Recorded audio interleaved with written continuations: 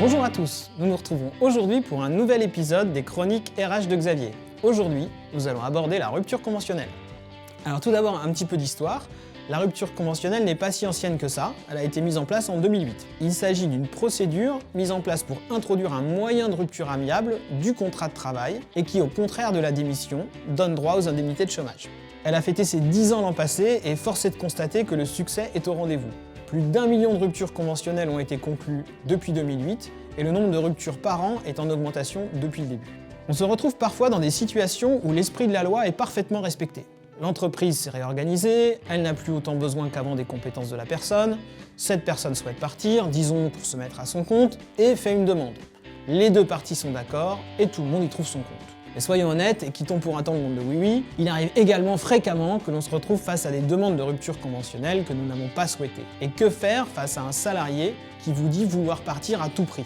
Ici, il est important de rentrer dans le fonctionnement de la rupture conventionnelle et d'aborder les sommes qui sont en jeu. Car la rupture conventionnelle donne droit au versement d'une indemnité conventionnelle, qui est basée sur le même calcul que l'indemnité de licenciement. Celle-ci est définie par le Code du travail et votre convention collective. Si le calcul de la convention collective est plus favorable, c'est celui-ci qui s'applique. Comme ce calcul est basé sur l'ancienneté du salarié, si celui-ci a beaucoup d'ancienneté, ça peut commencer à chiffrer. Donc avant de donner une réponse à votre salarié, faites ce calcul ou demandez à votre comptable de faire cette simulation. Il est important de retenir que l'employeur peut refuser une demande de rupture conventionnelle, c'est son droit le plus strict. Dans la pratique, c'est parfois délicat, car il vous faudra continuer à travailler ensemble et gérer la frustration du salarié face à ce refus. Cependant, chaque cas est différent. La demande est-elle un appel au secours, lié à une motivation de départ profonde, un choix de changement de vie? C'est tout ça qu'il vous faudra explorer avant de donner votre réponse au salarié. Il peut également vous arriver en tant qu'employeur de proposer la rupture conventionnelle pour solutionner une situation relationnelle détériorée avec le salarié, sans toutefois justifier une procédure de licenciement.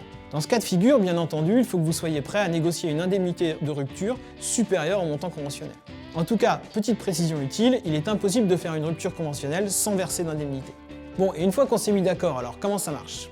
J'y viens. On aura donc convenu de réunions avec notre salarié pour nous mettre d'accord sur les thèmes de la rupture. Une ou deux, comme le prévoit la procédure. Et donc cette procédure est engagée par un document CERFA.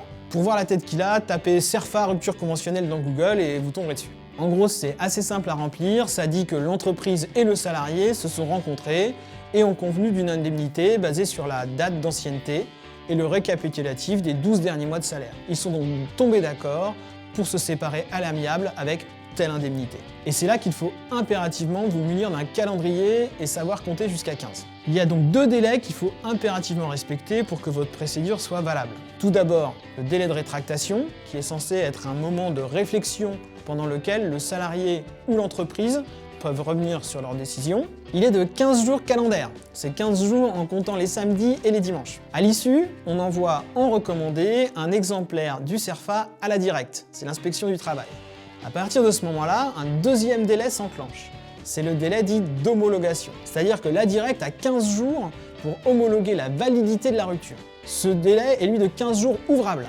Donc il faut donc compter les samedis mais pas les dimanches. Pour gagner du temps, on peut aussi envoyer le CERFA par coursier ou le déposer en main propre. À ce moment-là, il faut que le coursier ou vous-même alliez à la préfecture avec les 3 exemplaires du CERFA pour revenir avec 2 exemplaires tamponnés à la date du jour, ce qui constituera la preuve du dépôt du CERFA. Les 2 exemplaires restants sont un pour vous et un pour le salarié que vous lui remettrez avec le solde de tout compte. Vous pouvez aussi lui remettre avant, mais la validité de la rupture dépend du retour ou non de la directe. Au-delà du délai d'homologation, en tenant bien compte des délais postaux, on peut fixer la date de rupture et donc du départ du salarié. Et si elle n'est pas homologuée?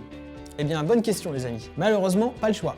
Il faudra tout recommencer. Alors rassurez-vous, les seules raisons qui empêchent l'homologation sont une indemnité inférieure au minimum conventionnel, une erreur dans les dates qui fait qu'on ne respecte pas les délais et peut-être un CERFA avec des informations manquantes. Mais si on y met la rigueur nécessaire, en gros il faut compter un délai minimum de procédure d'environ 1 mois et 1 semaine et généralement tout se passe bien. Alors dans les grandes villes on n'a pas de retour de l'administration, mais l'absence de réponse vaut homologation. Alors bien sûr on oublie toute histoire de préavis dans la rupture conventionnelle. À la date fixée, le contrat s'arrête et on remet le solde de tout compte au salarié. Il perçoit son indemnité et le solde des congés éventuels. Alors ici, nous parlons d'un salarié en CDI sans mandat. Nous évoquerons la rupture conventionnelle d'un salarié élu de l'entreprise dans une prochaine vidéo. Et voilà, vous en savez plus sur la rupture conventionnelle. Je vous souhaite à tous une bonne journée et à la semaine prochaine pour une nouvelle question. A bientôt sur Jury Travail.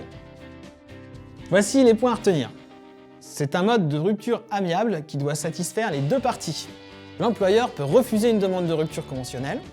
La rupture conventionnelle est encadrée par une procédure très claire à suivre à la lettre.